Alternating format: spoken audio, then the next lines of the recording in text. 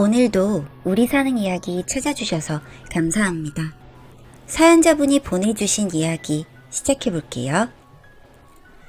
얼마 전 결혼한 20대 후반의 여자입니다. 혼전 임신으로 급하게 결혼을 하고 아이를 낳아 키우고 있습니다. 부모가 된 지는 몇 개월 되지도 않았으나 4배 아파 자식을 낳아보니 얼마나 소중한지는 이제 조금 알 것 같습니다. 어릴 적 엄청 부유하긴 아니지만 그래도 하고 싶은 거 하며 부족함 없이 자랐습니다. 아빠와 엄마는 늘 저에게 사랑을 주었고 저도 그 마음을 알기에 별다르게 속썩이는 것 없이 무난하게 컸습니다. 성인이 된 후 정말 충격적인 사실을 알게 되었습니다. 지금 저의 아빠가 친아빠가 아니라는 사실이었죠. 그냥 제가 기억이 있을 때부터 아빠는 한 사람이었는데 친아빠가 아니었다고 하니 엄청나게 놀랐지만 변할 것은 없었습니다. 이제 와서 내 친아빠도 아니야 하면서 멀리할 필요도 없는 것이고 여태의 사랑을 주며 키워준 것을 알고 있는데 갑자기 다 싫다고 집을 나갈 수도 없었으니까요. 그래도 여태까지 말을 하지 않은 것에 대한 섭섭함은 있었습니다. 그냥 어린 나이에 혼란을 겪는 게 싫었다고 하는 아빠, 엄마의 말을 믿었습니다. 그리고 엄마에게 얘기를 들었습니다. 처음에는 그냥 죽었다고 하다가 어느 날은 살아있다고 하고 그러다가 바람을 펴서 이혼을 했다고 하고 도저히 알 수가 없었습니다. 저도 큰 관심은 없었습니다. 궁금하긴 했지만 지금 제 아빠와 엄마는 눈앞에 있는 사람들이었으니까요. 그런데 아이를 낳고 나니 생각이 조금 달라졌습니다. 부모가 돼서 그런 걸까요? 만약 살아있다면 여태 한번 보러 오지도 않은 미운 사람이지만 그래도 어떻게 지내고 있는지는 궁금하더군요. 엄마한테 물었더니 제대로 말을 안 해주시기에 할머니한테 물어보니 대답을 회피하시더군요. 뭔가 있긴 있구나 싶었습니다. 맨날 그런 생각을 반복하며 지냈습니다. 저도 정신이 없다 보니 또 잊고 살고 또 관심 생겼다가 잊어버리고 그러기를 반복했죠. 그렇게 또 3년이 흘렀습니다. 신생아 시기를 벗어나고 어린이집도 갈 수 있게 되자 아이가 아침에 등원하고 나면 정말로 고요하고 사색이 잠기기 좋은 시간이 저한테 찾아왔습니다. 처음에 그 여유를 느꼈을 때 너무 행복했습니다. 가만 앉아 생각을 자주 하게 되다 보니 또 예전에 풀리지 않았던 그것이 풀고 싶어졌습니다. 이제 내가 결혼도 하고 자식까지 낳아 기르는데 살아있다면 얼굴 한번 안 비추는 친부가 정말 재수없다고 생각도 들고요. 엄마 버리고 어디 가서 잘 살고 있을까 생각하니까 열받기도 하고요. 아무리 엄마한테 물어도 본인도 모른다고 하기에 도저히 찾을 수 없는 건가 싶은 생각이 들다가 아직까지도 매달 양육비를 보내고 있단 것을 전에 얼핏 들은 적이 있어 통장 계좌번호와 실명을 확인하고 찾으려고 백방으로 애를 썼습니다. 제 친부는 제가 어릴 때부터 그냥 매달 조금씩 돈을 보냈다고 했습니다. 통장을 보니 큰 돈도 아니고 매달 10만원, 어떤 달에는 5만원, 어떤 달에는 20만원, 이런 식으로 돈을 보냈더군요. 그 돈을 보니 뭔가 사연이 있다는 것에 확신을 했습니다. 또 짠하기도 했고요. 가난하다면 그런 와중에도 자식의 끈을 놓지 않으려고 저렇게 노력했다는 것이 고맙고 그냥 무시하고 살아갈 수만은 없었습니다. 백방으로 노력한 결과 찾을 수 있었습니다. 저랑은 너무 멀리해서 살고 있더군요. 찾아갈 엄두가 나지 않았지만 어떻게든 꼭 한 번은 보고 싶었습니다. 그렇게 계획을 잡고 제가 움직일 수 있는 날이 생겼고 그날 무작정 찾아갔습니다. 정말 시골이었고 어디서부터 찾아야 하나 막막했지만 묻고 또 물어서 주소를 확인하고 찾아갔죠. 그냥 대문이 텅 열려있는 그 집을 들어가자마자 너무 슬프더군요. 작은 액자에 제 어릴 적 사진이 하나 걸려있고 그냥 아무것도 없는 집 그 자체였습니다. 스몰 라이프도 이런 스몰 라이프가 있을까 싶은 그런 곳이었습니다. 그렇게 몇 시간을 기다리니 한 남자가 들어왔습니다. 딱 봐도 제 아빠인 것을 느낄 수가 있었습니다. 절 보더니 누구시냐고 묻더군요. 어릴 적 사진과는 벌써 20년이 훌쩍 지난 상태였으니 그럴 법도 했죠. 나 땡땡이에요 말하니 저를 잡고 많이 우시더군요. 이렇게 켰냐면서요. 목발을 짚고 계시기에 발이 다치셨냐 싶어서 어디 다치셨냐고 물으니 전혀 그런 거 없다고 하시더군요. 근데 목발은 왜 짚고 있어요? 물으니 걸음이 불편하다고 하셨습니다. 그래서 언제 다치셨냐고 하니 정말 아무것도 모르고 온 것에 놀라시면서 어릴 때부터 그랬다고 대답하셨습니다. 그렇게 앉아서 긴 이야기를 듣게 되었습니다.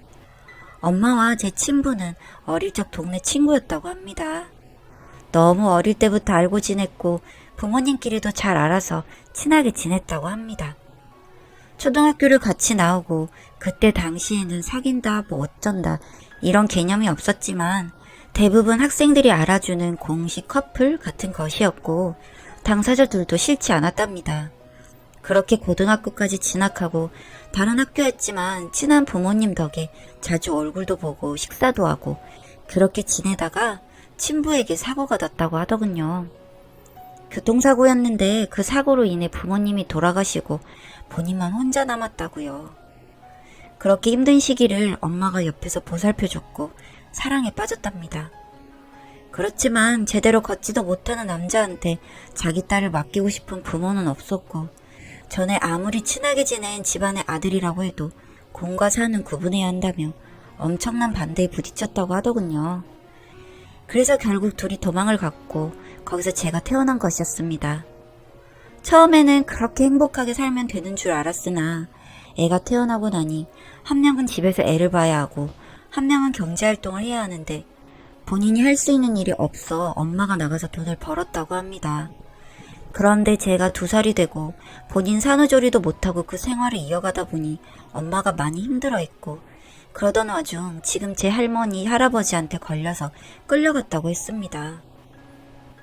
그런데 엄마가 돌아가고 나서 도저히 애 때문에 안 된다고 다시 가겠다고 하니 끝까지 반대하셨고 엄마가 죽는다고 하니 그러면 애를 키울 수 있으면 그 관계를 그만둘 수 있냐고 물었더니 그렇게 하겠다고 대답을 하고 애를 데려갔답니다. 제 친부도 본인이 잘 키울 수 없는 것을 알았기 때문에 차라리 유복하게 클 수 있는 그 집에 그냥 보낸 것이고요. 돈이 부족해서 못 키우는 집이 아닌 것을 알았지만 그래도 본인의 힘으로 돈을 벌어 제가 커가는 것에 보탬이 되고 싶어 불편한 다리를 이끌고 손으로 할 수 있는 일을 찾았고 가내 공장에서 미싱하는 것을 배웠다고 하더군요. 거기서 나오는 돈으로 꼬박꼬박 제가 지금 30살이 다 돼가는 이 시기까지 양육비를 보내고 있었던 것이었습니다. 엄마는 할아버지 할머니가 혼사처를 알아보고 애 딸린 여자를 케어할 수 있는 남자를 찾았고 그 중에 괜찮은 조건의 사람이 있어 결혼을 시켰다고 했습니다. 그게 제 지금의 아빠인 것이었습니다. 그리고 자식도 안 낳고 지금까지 저를 자식으로 생각하며 산 것을 보니 뭔가 아빠에게도 뭔가 문제가 있는 것 같다는 생각이 들긴 했습니다. 얘기를 다 듣고 나니 정말 하염없이 눈물이 났습니다. 여태까지 그냥 단순히 미운 사람이라고만 생각했는데 그럴 만한 사정이 있었구나. 그래도 끈을 놓지 않으려고 정말 많이 노력했구나 싶은 마음이 들어 짠했습니다. 그날 밤 하루를 같이 보낸 뒤 제 남편이 된 사람과 다시 찾아온다는 약속과 휴대폰 번호를 찍어주고 돌아왔습니다. 그리고 엄마에게로 갔죠. 왜 여태 그런 얘기 안 했냐고 하니 본인도 소식을 잘 몰랐다고 하더군요.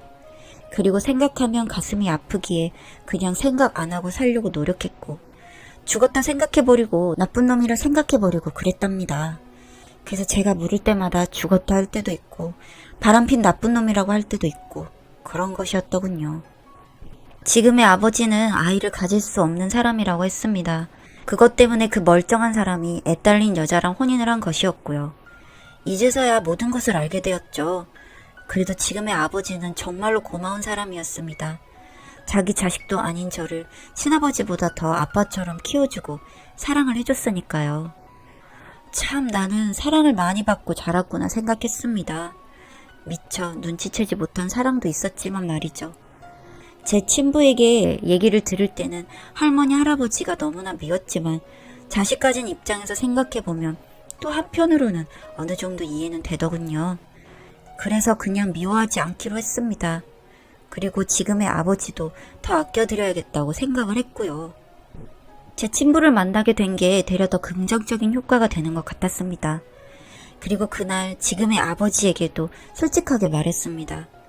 친부를 만나서 이러저러하다 말씀드리니 그래 뭐라든 네가 내 딸인 것은 변함없단 것만 잊지 말라기에 또 한 번 울게 되었습니다. 그리고 며칠 뒤 아이를 데리고 제 친부를 찾아갔습니다. 꼭 손자를 보여드리고 싶었습니다. 보시더니 너무나 아이처럼 웃으시더군요.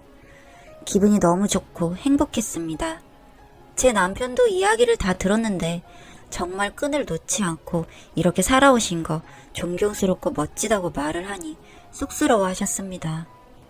정말 해준 것도 없는데 이런 대접까지 받아도 되는지 모르겠다며 너희 엄마나 아버지가 싫어하는 거 아니냐고 물으시기에 다 말씀드렸더니 너무나 흔쾌히 이렇게 해도 된다고 해주셨다고 했다고 말했습니다. 그러니 좋은 사람 만났다더니 진짠가 보네 하셨습니다. 그 후에 저희 가족은 딱 명절 때는 가지 못하지만 가야 할 곳이 한 군데 더 생겼습니다.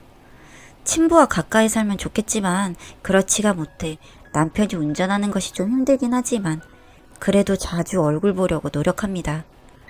좀 가까운 데로 이사 오는 것이 어떻냐고 제안했더니 너무 오래 여기 살아서 정들어서 못 떠난다고 하시더군요. 그래서 그냥 그 집에 제 사진들과 제 아들 사진들 액자로 도배시켜드렸습니다. 이제 그 어릴 적 제 사진 한 장만 보며 쓸쓸하지 말라고요. 옆에 좋은 분이 있었으면 마음이 놓이겠지만 평생 그럴 마음도 없었고 그러고 싶지도 않았답니다. 그리고 가진 것도 없는 장애인을 누가 좋아하겠냐고 말씀하시는데 눈물이 핑 돌더군요. 어떻게든 좀 더 편하게 생활하시도록 치료를 받게 하고 싶은데 완강하셔서 그럴 수는 없을 것 같습니다. 너무 오랜 시간 돌고 돌아 만난 제 친아버지 여태 손 놓지 않아 주셔서 너무 고맙고 깊은 사랑 주셔서 너무 감사합니다.